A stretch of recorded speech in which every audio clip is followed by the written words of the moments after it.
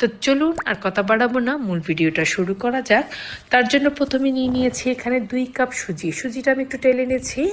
এটা যতক্ষণ না পর্যন্ত একটা সুন্দর একটা স্মেল আসছে বা একটু ব্রাউনিশ কালার হয়ে আসছে, ততক্ষণ পর্যন্ত দাঁড়িয়ে থেকে একদম মিডিয়াম টু লো হিটে এটা ভেজে নিতে হবে। দাঁড়িয়ে থেকে ভাজবেন, এটা নড়ে গেলে কিন্তু সুজিটা পুড়ে যাবে।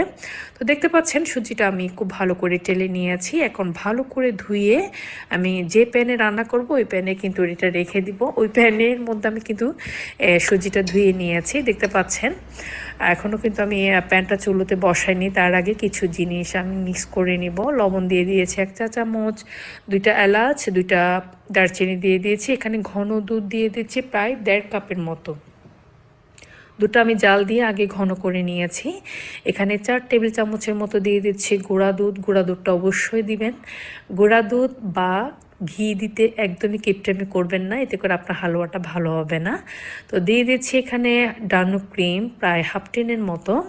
হাফ টিন দিলে হয়ে যাবে, আমার বাসায় এভাবে ছিল, আমি এটা অ্যাড করে দিচ্ছি। এখন দিয়ে দিচ্ছি এখানে একটা 1 চা চামচ আর কি এখানে ভ্যানিলা এসেন্স। আর দিয়ে দিচ্ছি একটা ডিম। ডিমটা খুব ভালো করে ফেটিয়ে নেবেন এটা মিক্স করার আগে। তো ভালো করে ফেটিয়ে নেওয়ার পরে ওইটা অ্যাড করে দিচ্ছি সুজির মিশ্রণের সাথে। তারপর আমি চিনি দিয়ে দিব এখানে প্রায় 2 টেবিল চামচের মতো। চিনিটা আপনারা যে যার পছন্দ মতো চিনিটা অ্যাড করবেন। মিষ্টি বেশি খেলে চিনিটা একটু বাড়িয়ে দিবেন, কম খেলে কমিয়ে দিবেন। তো খুব ভালো করে মিক্স করে নিয়েছি। এটা আমি এখনও কিন্তু চুলোতে বসাইনি, বসানোর আগে এভাবে মিক্স করে নিতে হবে। তো দেখতে পাচ্ছেন চুলোতে বসিয়ে দিয়েছি, মিডিয়াম হিটে আমি এই সুজির হালুয়াটা রান্না করে নিয়েছি। কোনো রকম নাড়ানো বন্ধ করা যাবে না, দাঁড়িয়ে থেকে এভাবে নাড়তে নাড়তে কিন্তু হালুয়াটা রান্না করতে হবে।